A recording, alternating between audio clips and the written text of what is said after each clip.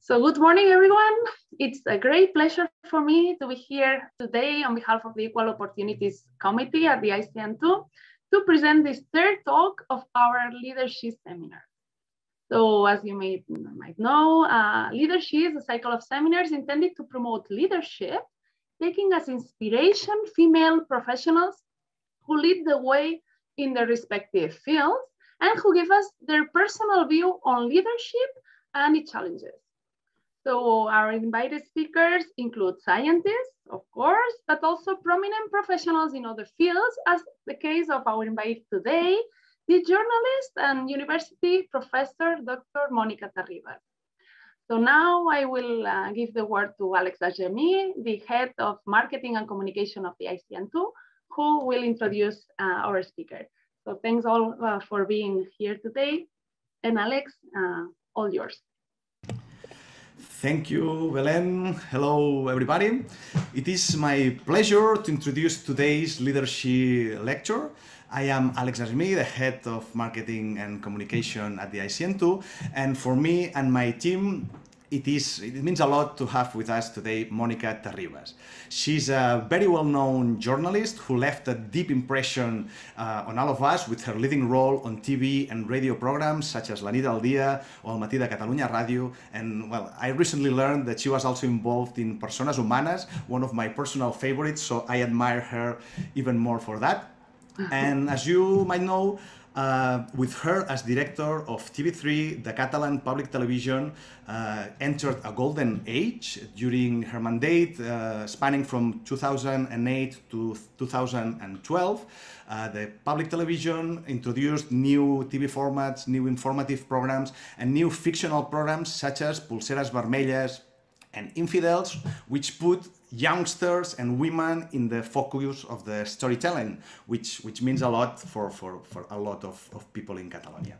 And nowadays, she, among many other activities and projects, is co-hosting an innovative program in TV3, Nexus, and creating content for MediaPro, and also teaching young journalists at the Universitat Pompeu Fabra. Before leaving the floor to her, I would like to remind our audience that you can share your comments, share your questions in the chat or in the questions and answers button. We look forward to a very lively discussion at the end of the presentation by Mònica Terribas. And well, me, together with Belen and Dr. Neus Domingo, who might be connected, and if not, she will connect in a very short while, will help to conduct that conversation with the speaker and try to make the most of this while that we will share with her. Thank you very much, Mònica Terribas. Thank you for being here with us. The floor is yours. Thank you very much, Alex. Thank you very much, Belen, for this presentation. I am glad to be here. I may ask you to be very condulgent with me because of my English. It has been a long time that I haven't been talking or teaching in English, but I will try to express myself spontaneously about this topic, which I wanted to give it a title that could define the way I feel after thinking a lot of leadership, is listening and watching to lead forward. And you may ask yourself why. It's because I think when you attempt to lead a project, the first thing it's useful and you should do is to watch around the environment in which you work, the company in which you are working. For instance, now I am working at the nonfiction department of MediaPro. This is a big company, a company that is spread all over the world, 58 countries, serving all sort of audiovisual services around. And to know which is the culture of the company is a very intelligent way to see if you are going to lead something here. I've just arrived. I know that they have 9 women in leading roles up to 20 of the 20 people who is leading this company. So they have a lot of women deciding things at the top level. MediaPro Studio is a women leading this arena, which is fiction, non-fiction, producing content. They have a woman on the top of the law department. They have a woman dealing with the European relationships in the USA as well. They have innovation department led by a woman. So they do have this perspective, and I feel comfortable with this because at the university, which is my other role, I am a lecturer. I've been involved in academics for the last 28 years at the Universitat Pompeu Fabra. We see what we see everywhere, that women have not the leading roles, and they have not been able still to access to these leading positions. But however, if you know where are you working, this is to watch what's the logical of your company, you understand what their priorities are. That's one point. And the other point that I want to make, when you are wanting to deal a project to put it in order, you have to be very aware of who is giving you the power to do it. Even if they are men or women, who are they? Who are they? Which are their backgrounds? What they expect from you? What are their uncertainties, their doubts about you? Who are the ones who give you the opportunity to do something? And to know and watch and listen to the ones who are going to work with you and be able to put this project on the blanket. And I think that knowing the people who is leading you and knowing the people who you are going to lead gives you a perspective that you are not on top of anything. You are just a part of this group of people who tries to develop a project. And another thing which is very important when you are trying to lead a project is to watch back the knives they are going to be preparing to put you down. I mean, as you know, in any leading role, there's some knives waiting for you. The way you should lead with knives is to know the reasons why they want to kill you. I'm being very stress forward because I think it's the way to understand this. You need to know why there's the tension between one person and another. And you have to be able to distinguish if these knives are rational or emotional. If they are rational, maybe there's some reasons of your leadership that you can change. If they are emotional, if they are mind stereotypes based, there's nothing to do. There's nothing to do. And then you need to be very conscious of what's your strength, if you can confront this or you cannot confront this. At these 3 points, listening and watching, the environment in which you work, the things that you cannot control, the team in which you are going to work, the ones they are leading, they are giving you the space to lead the project, and the ones who will try to put you down, I think are 3 aspects very important to know if you are going to succeed in your project or not. But the first question I think we should make ourselves is, who am I? Who am I? This is the first and more difficult question. And this question must be answered in any given time and space that you start a new project, because we are what we've just done. We are the last thing we've done. One of my mentors, Rosa Marqueta, who was the former head of news department at the public television, which I led for some time, but I worked under her instructions for some other. She always said to me, Monica, you are the last thing you do. You are the last thing you do. And that diminishes the resumes, curricula, etc. Yes, it does. Because when you start a project, it's in a different time and space. It's in a different psychological state of mind, of your mind. It's in a different atmosphere, working environments, in a different company with a different bunch of people who is going to help you to do that. That has helped me a lot, because that means you are not climbing a stair. You are not climbing. There's no climbing involved in it. You start from the very beginning every time you start a new project.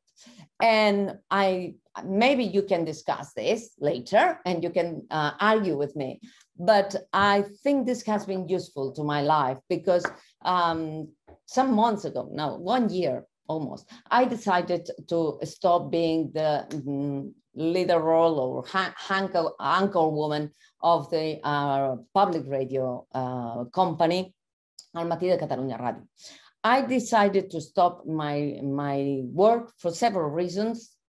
I don't think they are very important, but the most important one, the reason that I really look at the mirror myself and said, you have to stop this, is because the atmosphere in which I was working, it was not building up an us, not I, an us in terms of collective project.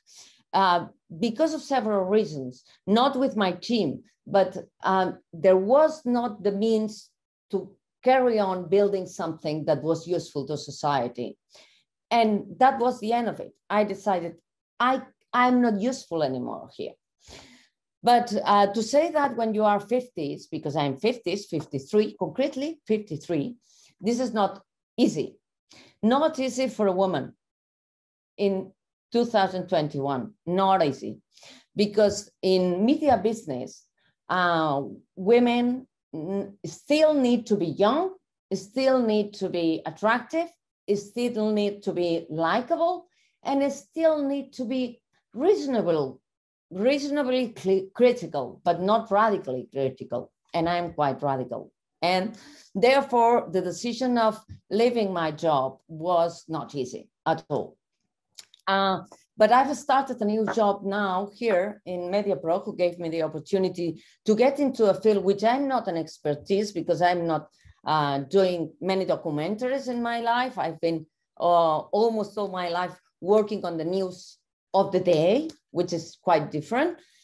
So my skills on that are to be proven, cannot be taken for granted. And I think this is a very beginning every time I've changed my role during my whole career.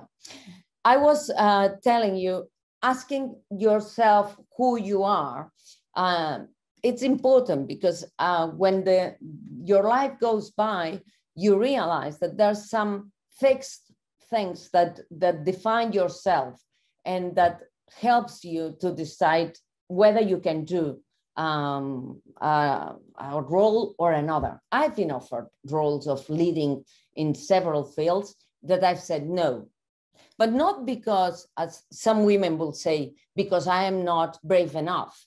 And we should stand and say always yes, because men always say yes. No, I've said no because I've thought that I had not the skills to develop this. And occupying public space in politics or media or whatever, or scientific fields like you, has to be with skills. You know that better than I do. In my field, there are many people who does his job because of several elements that has not always has to do with their abilities. But knowing what you are good at, knowing what you are not good at, is a good way to establish if you can lead a position or not. And the times I've been offered positions of leadership, I've said no when the skills that were required to develop it, I thought that I had not the ability to do it. That was the reason, not because I was scared, not because I was a woman who was sort of having fears of what was coming up to me, because I would be in the public arena and they will knocking to me like they've done so many times. I mean, I'm used to deal with these knives I was telling you. But knowing who you are, it's important, because that really comes to your inner self, thinking, when I was a child, what was I taught? My father, for instance, when we were little, me and my sister, Mònica Terribas, who is in the scientific field because she's an expert in bioethics. She's the director of Fundació Grífols, which some of you may know. Me and my sister were listening my father to say very frequently, you too, never accept the money of a man. You should always be independent economically. Don't accept that a man lead your life. I was little when he was saying that, and I've been always very grateful to my father to say that, because that was not usual. It was not usual that a father would say that to the girls. The mothers will start saying that, but not the fathers. And my father said that, but he always said something else that has marked me through all my life, is what you do, you are doing to serve the people surrounding you, not yourself. You have to work for the others. You have to work for the more vulnerable. You have to work for the public service, not for your private interests.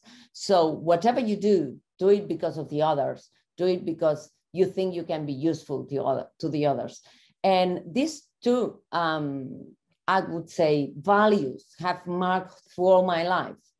That means that in media arena, applying this, not being dependent, and serving as the society in which you work, nowadays that I am 50, almost expels you from the market, because the market doesn't think of serving people and society. The market, the media market, is mainly oriented to make money. It's mainly oriented to get results. It's mainly oriented to get impact, not to get social impact, but economical impact.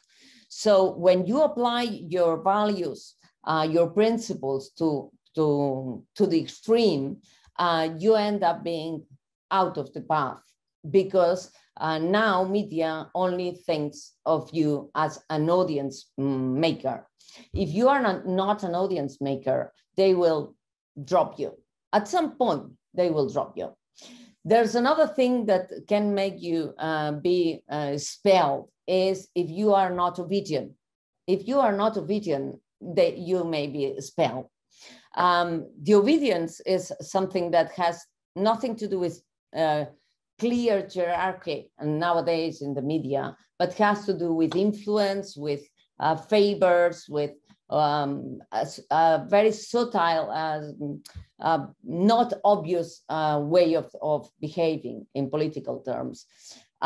These things, but these two principles that have been somehow governing my life have given me some space at some points. When Alex was talking about La Nit al Dia, I was extremely happy that in that area I could do what I wanted. When I was the manager, the general manager of TV3 and the public television service, I did what I really thought I had to do. He mentioned something, and I'm very grateful to Alex that has underlined that. We recovered the leading roles of the audiences at the rates at this time that we didn't have at the point, because we were not leading the audiences at that moment, and we managed to recover it. But the most important thing for me at that point was to do public service properly, and to put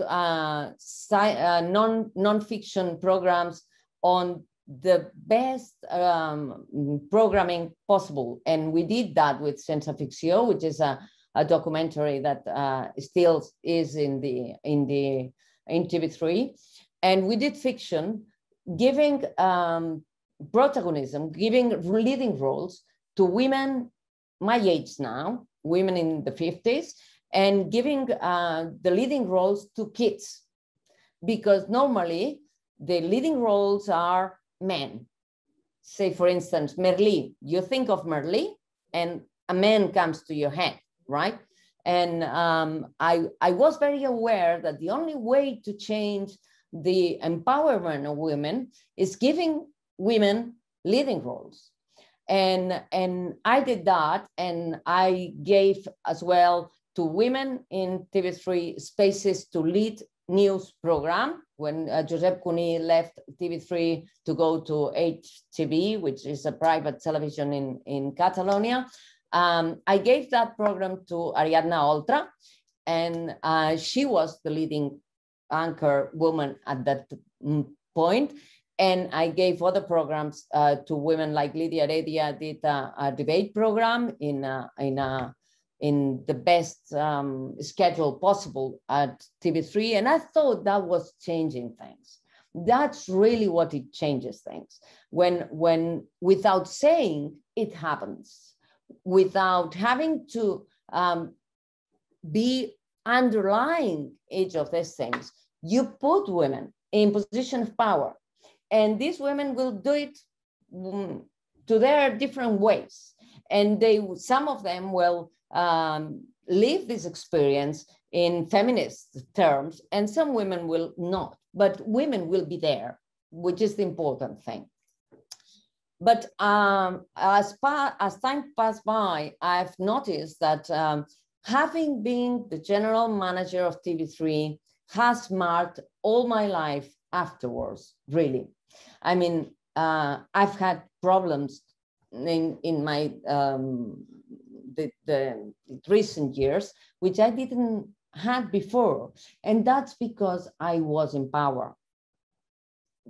Clearly, it's because people who has worked with me afterwards in Catalonia Radio, for instance, has seen me as a threat to occupy their places, their leading positions in politics or whatever. And because once you've been there, once you've been occupying this position, you are someone who becomes a threat to their space. If you look at the leading positions in all media in Spain, for instance, I did this exercise with the students yesterday at the university. There's no women. There's no women being CEOs. No women. There are some directors, there are some communication managers in one or two media groups, but Atresmedia Media and Mediaset, who are the two media groups in our country, in Spain, the big ones, are led by men. So when it comes to the time that they have to decide things, they don't have women that confront them. I was telling you that I like to answer myself, who am I? At every time in which I face a new period of my life, because these principles to which I stand by determine the part of your life, part of your leading role. And if you have any leading role, for instance, now I am not a leadership within this company. I'm working by myself. And it's something I'm not used to, because I've been used to lead teams, complex teams with many people, talking to them, seeing what they have in common, what they do better, listening to their uncertainties, taking into my protection the ones who are more vulnerable and giving space to them, etc., etc. I'm used to that. And I'm not used to be on my own. And this is really difficult for me, because I've spent the last 35 years of my professional career surrounded by people. And but I have to lead as well, being on my own. And this means learning new capacities, abilities to do that, even if you are on your own, because on your own, you have to be more critical with yourself, more more, how would I say, you have to be not only critical, not only someone who wants to get there, but someone who is conscious of their less spectacular opportunities that I've had until now. That's what I want to say. I mean, in a world in which the spectacular is all over, you all of a sudden disappear, the telephone doesn't ring, and you have to smile to that and work in projects in which that you don't know if you are going to succeed. And this is the best part of what I'm living now myself, what I am experiencing. I was talking about my parents because they've taught me how to deal with difficulties. My father and my mom has always said, you have to resist failure. And failures are what you will find during your life. And you have to learn how to fail better every time. And I think, wow, I am 53 and the failures now will be more difficult to resist than when you are 20, 30, 40, and you think half of your life is ahead. And now it's not ahead. I mean, I don't want to be pessimistic, but it's clearly that you have less time to be useful to the society in which you serve. And one other point that I want to put across, and then we can discuss it, is society is always expecting from us, women, that we will serve all the fronts in which we are involved. Family, of course, they still ask us about family, which they don't do to men. That's something we haven't changed, we haven't managed to change. But we ourselves really feel that we have to fulfill this area properly. Otherwise, we feel guilty because we have this culture, blah, blah, blah. I will not insist on that you know very well. And you as well, when you've got an education that gives you this insistently this idea of serving people, you don't know how to say no, so you get involved in many social causes and things. I am working for different foundations on Down syndrome, Institut Goodman, Fundació Candel, La Roda. I am at the Òmnium Cultural. I am also at the CATS, the counselor for the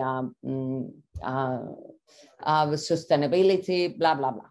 And you never say no because you've been educated not to say no, because you need to serve society. So you end up not thinking of your own life. You end up not having life. You end up not being really the person you deserve, because we need to have a space for ourselves. Being a woman in 2021 and wanting to have a career, successful or not, whatever, you won't value this at the end of the road, maybe, but who cares? We will not be here in 50 years and nobody will talk about us. We have to forget about this. We will talk about your work, because your work, your scientific work will stay, but what we do will disappear. So you need to know that what you are doing will not be very transcendental at all.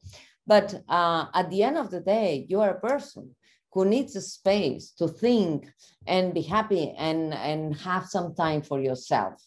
Being a woman, wanting to have a career, wanting to have a family, having a family that needs you, puts you in a path in which what disappears is yourself, your life, your needs.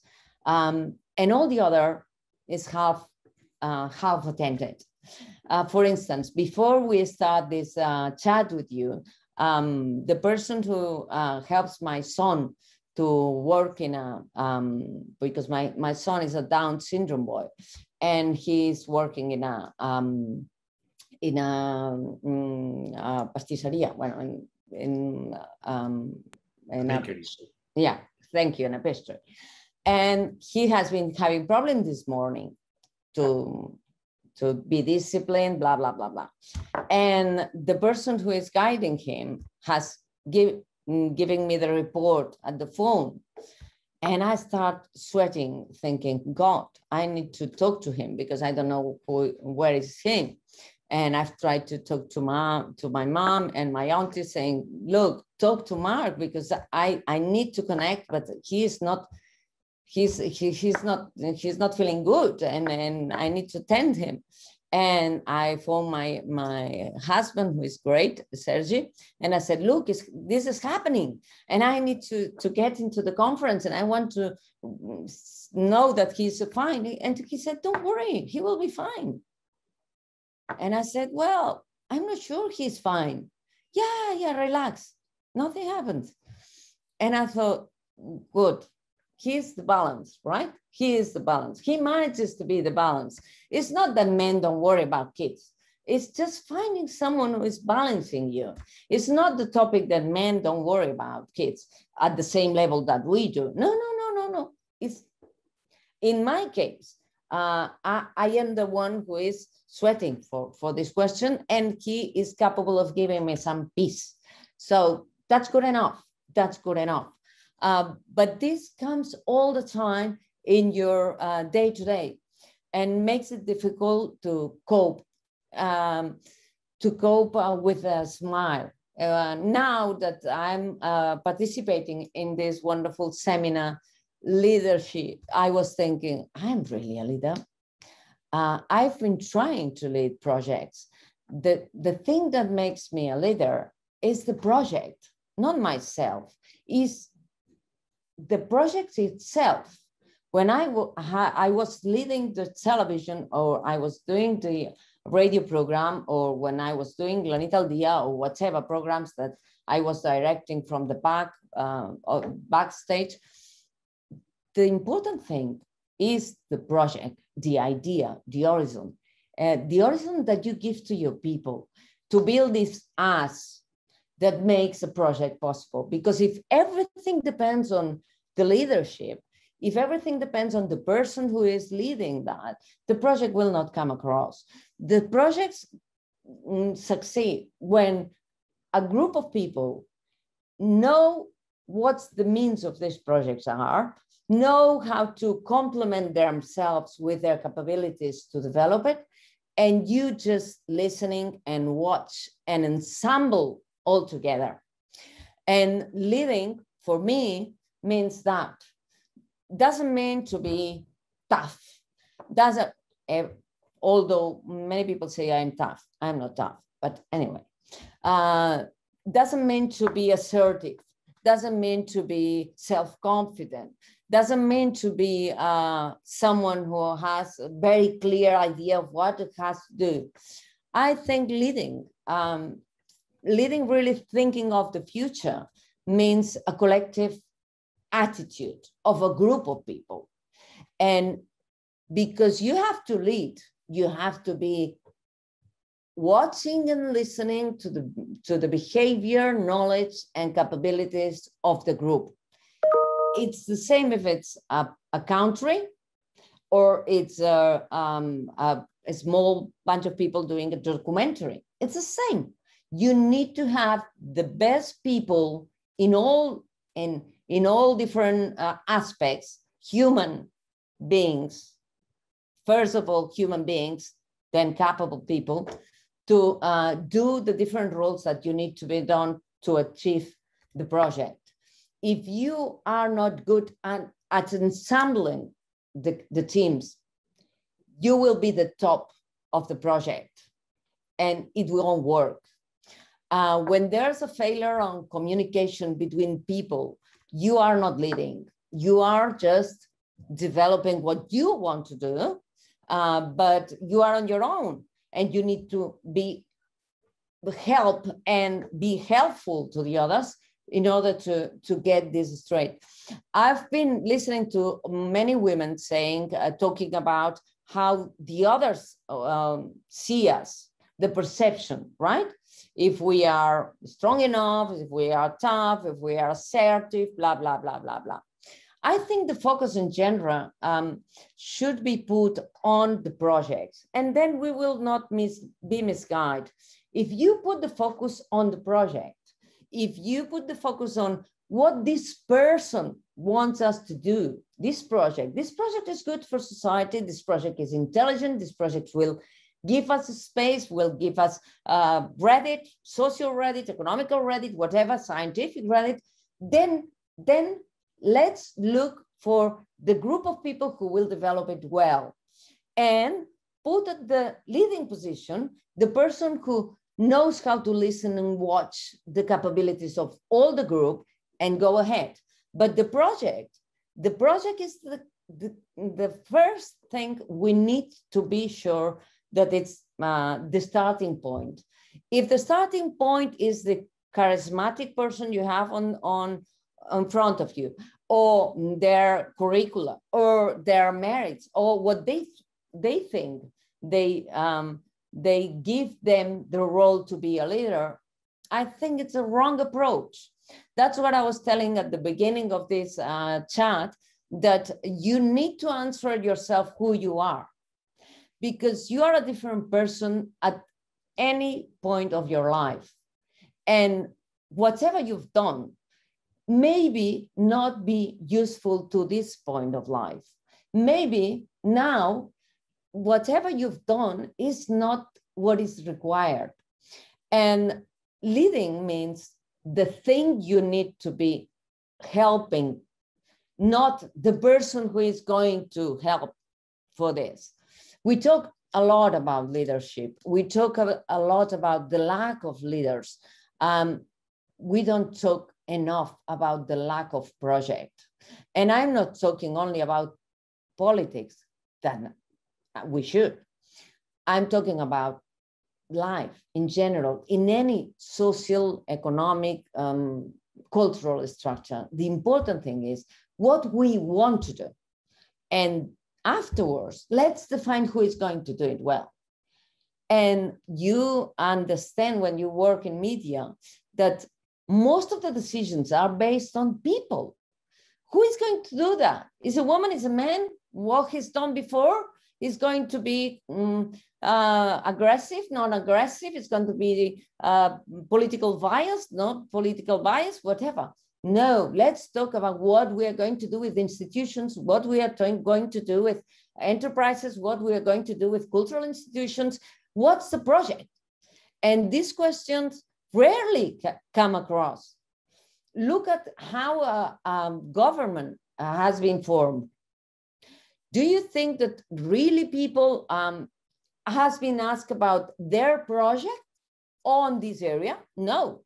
They've been checked, the curricula, if it's technical enough, and if it's a person who knows enough about the field. But what do you want to do when you sit there? I'm not sure we are asking this question. And that's mainly what I wanted to put across before I start putting questions. But I think I'm not a LeaderSHE. I'm just someone who starts from the very beginning, being a woman, being difficult to be a woman, assuming that when we have been in a position of power, we need to give example to the girls and women who are younger than us, because we can be pushed, we can be knocked down. We need to be example for them, because we can resist much better than the ones who are behind us. And I assume that in any point of my life, now that I am 50s, someone will confront me, and I have to confront him, normally our men, because I need as well to be an example for other women who needs to have this value to be there, but knowing what they want to do, not only who they are. Thank you very much. Wow. We told you at the beginning that maybe we would interrupt you during your talk, but your speech was so tough, so interesting that we didn't feel the need to enter. Thank you very much, Monica. You tackled a lot of topics, a lot of issues, and gave us some very interesting advice. I wanted, before we enter some of the questions that are arriving through the chat, there is a keyword in your talk that I agree it's very, very important and very difficult to achieve, which is balance, isn't it? You talk about public service, but all the time as scientists, we are being evaluated. We need to have results. We need to demonstrate how good we are all the time, because to make the next step in the ladder, it's going to be the curriculum most of the times what makes the decision. But it's true that how you feel is very, very important too. So it's not only what you've done, but how strong you are. And it's a very delicate and complex balance. And there is the personal life. You need to give yourself to your work, but you need to be a little selfish to protect this personal life, because without a healthy personal environment, it's very difficult to be strong at work. So balance is a really, really important thing, and so difficult to maintain and to have this healthy equilibrium, isn't it? And you, with your positions, it must have been very, very tough. And a lot of women doing research, which is so demanding, and men too. It's so demanding. It's very difficult to keep that balance, and it's so necessary. So thank you for reflecting on that. And I wonder how you do it, because it's really, really difficult. I don't know how to do it, because I every day I go to walk on the mountain, 1 hour and a half. Now at 6:30 because it's really hot, and I feel guilty because I'm just walking, right? This is the sort of person I've come into. And I listen to not only radio, because sometimes I'm bored of news, and I put myself videos in English, whatever, to learn, to listen to ideas, and it's because I feel guilty just to listen to the birds. I mean, this is illness. You know what I mean? This is illness. I feel guilty if I go to yoga. When I am at the yoga class twice per week, I feel guilty. When I'm not producing, I feel guilty. There's no balance. There's no balance whatsoever. I only don't feel guilty when I am with my kids and my family, because they are part of my life and I need them and I need to be there. But when I do something for me, for myself, I feel guilty. No balance whatsoever. Disaster. I'm too sincere, I am afraid, but that's the truth. I mean, there's no other reality. That's the truth. But this is something you need also, not to be well with yourself. So in fact, you shouldn't be guilty, because otherwise you cannot perform in your other tasks. Yeah, so, sure. But that's the way I've been built up. I mean, yeah. You know, this it's not interesting. It's not interesting. I think you can work and be more flexible with yourself. Right? I'm doing something with this. I'm working on it. I promise. But I really feel that way. I mean, there's nothing denying it. No, not at all. I think many people will have the same problem, or many of the audience have the same problem. So yeah, it's something very extended. Yes. Monica, that was amazing to follow all your presentation and all your mental discussion about your career, because I think that probably, I'm not sure you were aware about it, but you were delivering us what could be a complete dossier or manual to define excellence with a gender perspective. And let me pick up this story. So at some point you were comparing, for example, or you were talking about the transcendency of what we are doing, right? And you have to think that we are scientists. So we are built up to discover things, to become transcendent. So being able to tell us, guys, you will be forgotten in 50 years, that can kill the audience. You know that. Not scientists, not you. Media people will be forgotten, not you.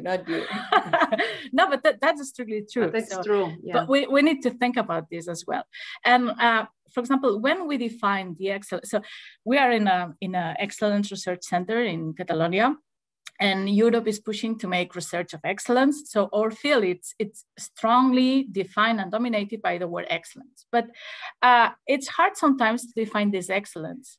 And you put on the table some few things that to me, and this has the discussion, that debate that is ongoing in the community, is what makes your research excellent, what makes your profile excellent, right? And you point to three concepts that I think are critical. One is the work in team, or the project, the focus on the project, as compared to the focus on the person.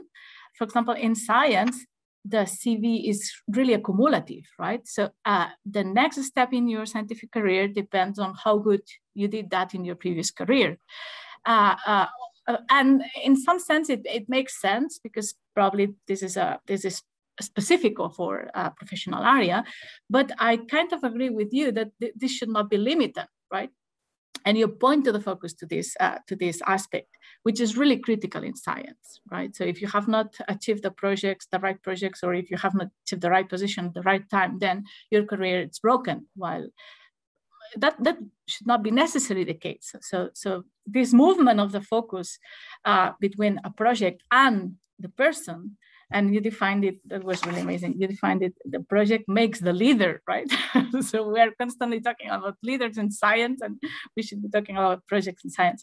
But then you also put on the table that these projects, or what are we here for, should be decided collectively, right? Or so here, the focus of decision, it's a bit more dispersed, in the sense that, for example, scientists, we are leaders because we define the projects. We put on the table the projects that we think are worthwhile to push forward, and then we present ourselves as capable for leading these projects, right? So how would you break this individuality that we are suffering now in putting the projects on the table? Mm-hmm. And how could you articulate this collective decision on this project, on what is worth to be done, or what are we here for? It's a question of attitude, because I think there's an anthropological reason why we centered on people, not thinking. It's because a religion thing as well. If you have been brought up in a culture that tells you that God created the world, there's scientifics that are God, right? More or less, yes. And then these scientifics who has a mind, men or women, I'm not making any distinction here, that have this role to see and see the answers. There's a group of people who is being illuminated by this person who has more views than you do. Right, that's quite cultural, I think. Changing the cultural of leadership and hierarchical structure to one of cooperative and collaborative structure is quite difficult, because you are running against the flow, right? But the main thing is to have a leader, the one who is entitled by administration, funds, sponsors, whatever, to deal with this project. The attitude of this leader has to be to say, look, I'm the one who is leading this. I'm the name that we are using to publish or to be in the index reviews or whatever. But I know perfectly well that there's a young scholar there, 19, 22-year-old, who is more capable than myself in defining the problem or in looking for this technique that I am in my 50s, 60s, and I don't have this knowledge, full stop. And I need him, I need her. So I'm going to bring him up, and I'm going to give him the opportunity to demonstrate that he can cooperate with the guru man, guru woman, and put this project in a higher level. To do that, you need to be generous. I've been arguing with politicians several times about this. Is it good that people in positions of power are young? And my argument is, no, not too young, please, not too young. And why I say that is because when you are young, you want to eat, and climb. And you are a climber. You've been taught how to be climbing all the time. And you are not generous because you are climbing you in your 20s and your 30s and your 40s. You want to reach the top. You've been educated to reach the top. And when you are in your 50s, you are already realize that you are never going to get there. In your 50s, you know that you are not going to make it. Or at some point, some people will have made it, but they will be generous. They will be generous with their teams because it's always that it's not going to be me. It's going to be us because there's a part of your path that's done already, that you've done what you had to do. And that's why I think that being a leader has to do with being a mature person with expertise, with generosity, with capability to identify talent, identify your own insecurities and your own characteristics that are not capable at the point in which the project is. I think this is something that is useful, but I'm not sure if in science this is the same.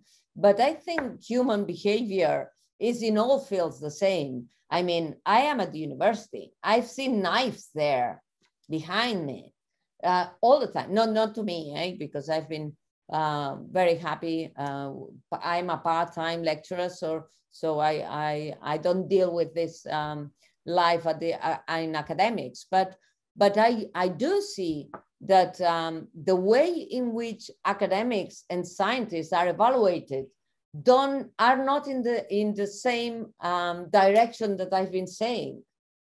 It's the contrary. It's the contrary.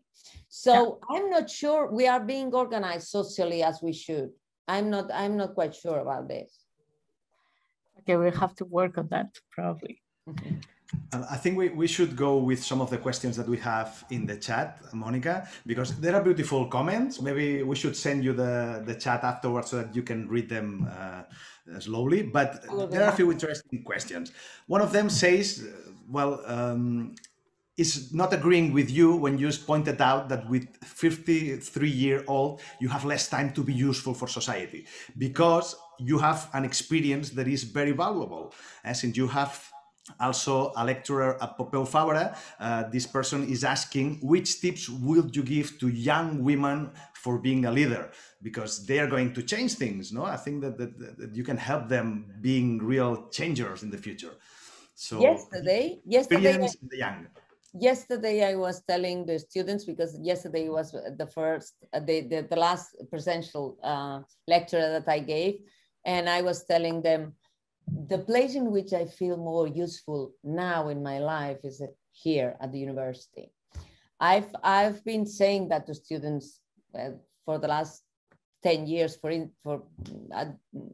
because I feel that they will transform the world. When you are teaching, you see their brains, men or women, whatever, and I can see that they will do it better than I do. And this is wonderful. When you are trying to see how they work with their brains, and they have this curiosity, and they have this inspiration in things that are not inspiring you, but they taught you how to look at them, etc. I feel very, very happy. And I always say to women in my teaching that they shouldn't be thinking that they are women all the time. It's a question of attitude, to try to forget that you are a woman all the time, because you have to be yourself. Once you realize you are a woman, is because someone else made you think that you are a woman, and they are treating you unfairly because of that. Therefore, bam, you have to react to that. But try to be yourself, being a woman. And when society will remind you that you are a woman, then you have to hit. Then you have to hit, but not before. Because before, if you do it before, if you do it all the time, that will be constraining you. That will be biasing you. Because all the comments that the person will do, you will think that they do because I am, or I haven't been appointed to that because I am a woman. No. When you notice it, fight it, but not before, not before. That almost answers another of the questions, because it was like a more human resources point of view, and was asking you, it was a long question, I wish I can summarize it properly. How do you manage to promote women when we are always claiming that it should be what we have done, what we can do, the thing that is really valued to access a position, no? How can we promote women without contradicting that principle? And maybe the person suggests having blind gender during a selection process, something like that. But there is an equilibrium. How do you manage to promote women without being unfair? That's a difficult balance again.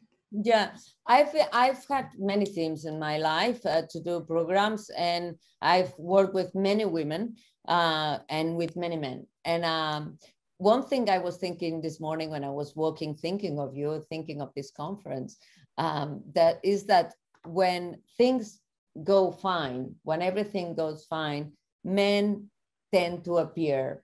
When things go badly and there's a crisis, women network much more than men. This is a part that probably is a stereotype, but I've seen that. I mean, when I am in bad times, women tend to sort of be networking to help, and men disappeared. And when things are at the top, all men are showing their abilities to help you and be everywhere. But I get back to what I said. I put people in the positions in which they are the best. I try to do that. Thinking of the project. What's best for the project? I think it's best for the project that Marta Vives is the best in cultural knowledge, so she is the one. Marta Prat is the best in international information, she's the one. Domènec Subirà is the best in social, or Dani Gomez in politics, they are the ones. And what I do is that all of them cooperate among them to get the best of them. I think you need to appoint the project. And when you have this in mind, you don't get wrong. You don't get wrong, because you will bring up the team because of their ideas and knowledge, not because they are women or men. I do believe, though, that the laws and the rules to have women in power are good. I think that had to be done, because otherwise, just they wouldn't exist. I mean, MediaPro has almost half and half men and women leading, but this is absolutely unusual in media structures. Unusual.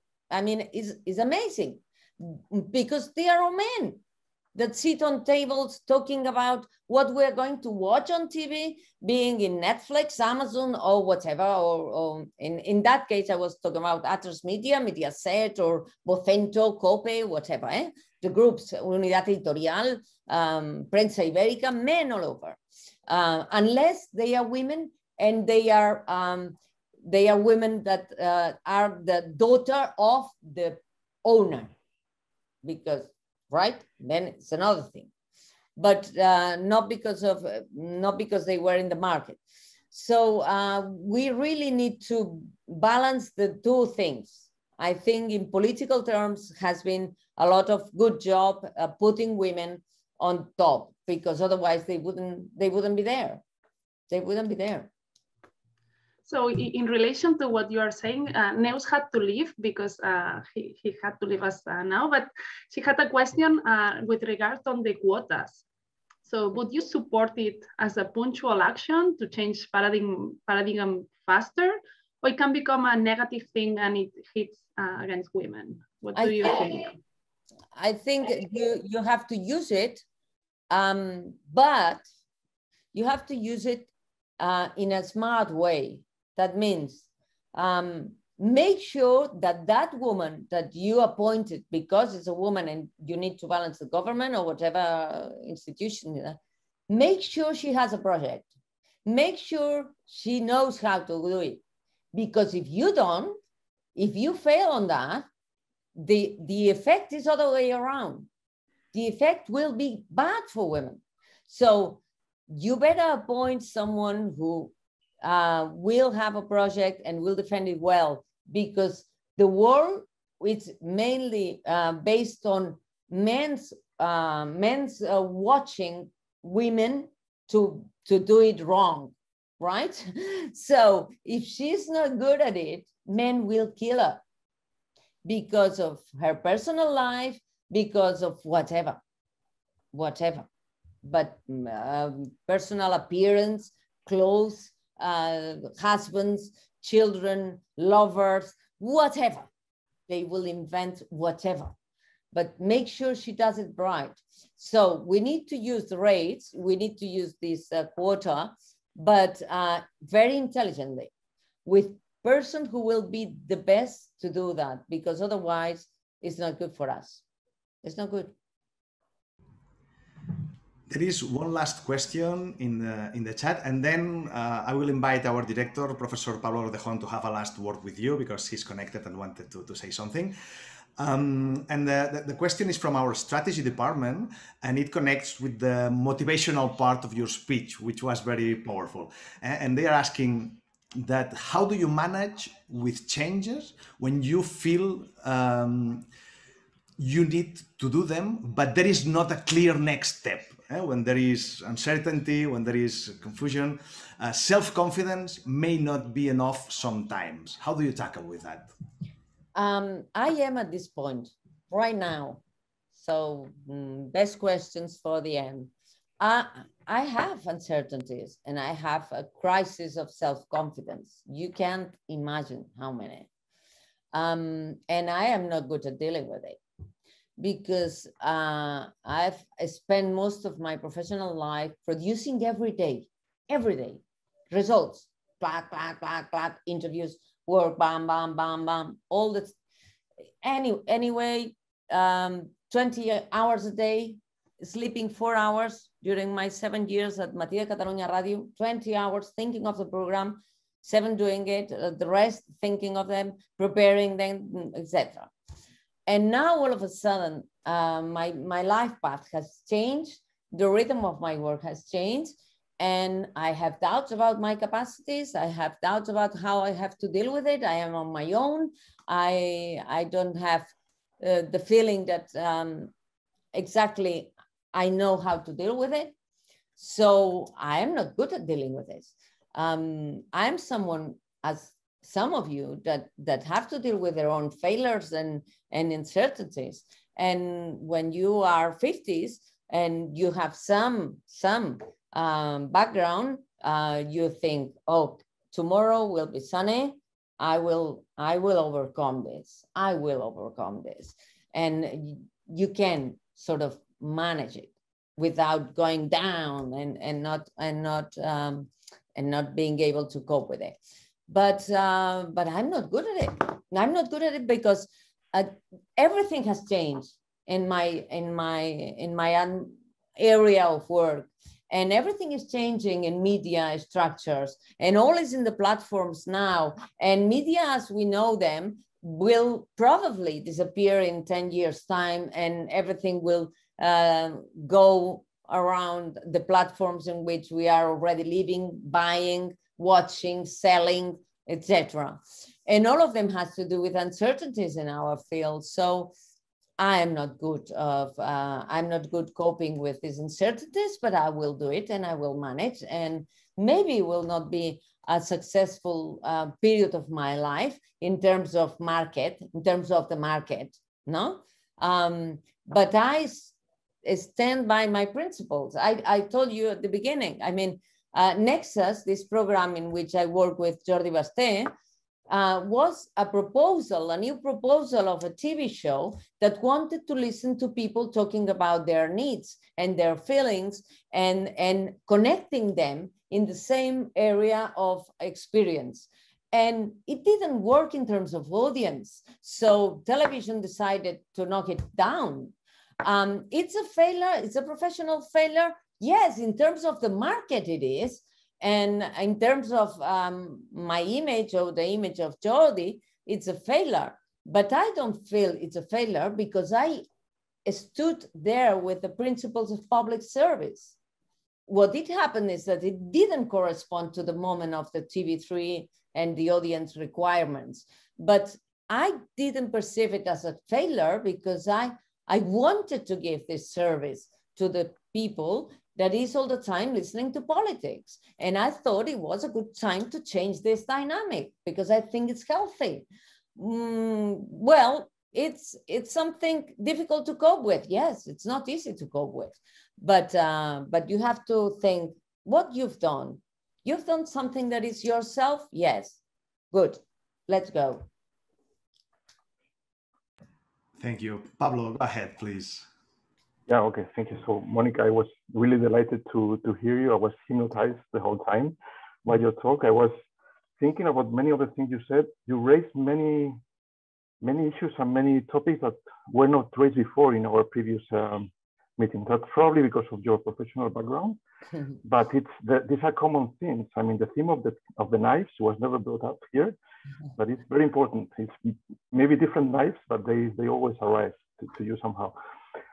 Something that I was thinking about is something you said very early in your talk about this issue of knowing yourself and knowing who you are, and thinking about when you have a new professional perspective and possibility to decide if you are good for it or not. But you changed a bit the tone in the last minutes, and you talked about failure and giving yourself the chance to failure. And I was thinking in the beginning, when you started talking about it, that how do you know if you're good at something? We all know ourselves much worse than we think. Probably I've seen many times in my professional career, but also in others, that you think you're not going to be good at something, and maybe you are. And if you don't give yourself the chance to fail or to succeed, you close yourself a door. How do you decide if you take one road or the other? This is really important what you're saying, because when you are appointed or are offered a position which you have to sometimes say yes or no in 24 hours, the last year I've had to decide this. You really have to put in the table all the skills that you know that you have, but also this social benefit, and saying, you know, maybe it would be good for me because it will be a challenge and experience, blah, blah, blah. But if I am not doing it well, a lot of people will be damaged by my decision. Mm-hmm. I think one parameter that we have to have into account is your decision going to affect a project or people badly, or we can cope with the failure because it's not going to be a tragedy, right? And I think this parameter we should consider. And I consider this parameter very frequently. When it's something that affects my own prestige, or say a TV program of high risk. This was a TV program of high risk, Nexus was. Okay, what's going to happen? It's just a television program, full stop. No, there's nothing very important about this.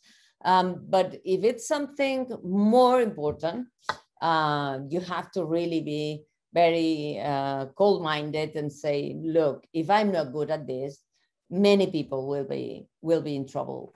So I think this could be a parameter to decide. Okay. Yeah, I just wanted to let the young people know that they have to be brave also. Yeah. That when it's their career which is at stake and they are not hurting other people, they also have to explore what are the limits. And maybe there are things that they think they cannot do and they are very good at. And until you try, you don't know really. Yeah, it's true. It's true. So, okay, so it was really a pleasure to hear you. There was no need for apologies about the English because it's really excellent. Thank you. So, there's so thank you very much. Sometimes without delivering any lecture or conference in English, and you think, oh my God, I will not be able to say what I want to say. Never mind. It was a pleasure hearing you, and thank you very much for being with us. Thank you very much for inviting me. It was great. It was a pleasure. Thank you very much. Yes. If you have a couple more minutes, we will send you a link to privately close the event. But now we need to close this public event. Thank you very much for your time, for your good advice. If you allow me to, I will even use the quotations from your father with my kids, not only because I agree with them, but because it's obvious that they turned out very well. And you are an inspiring role model, and it was great having you with us today. Thank you very much, Mònica. Thank you, Alex, and thank you to the ISN for inviting me. Good luck. Thank you. Bye-bye. Bye.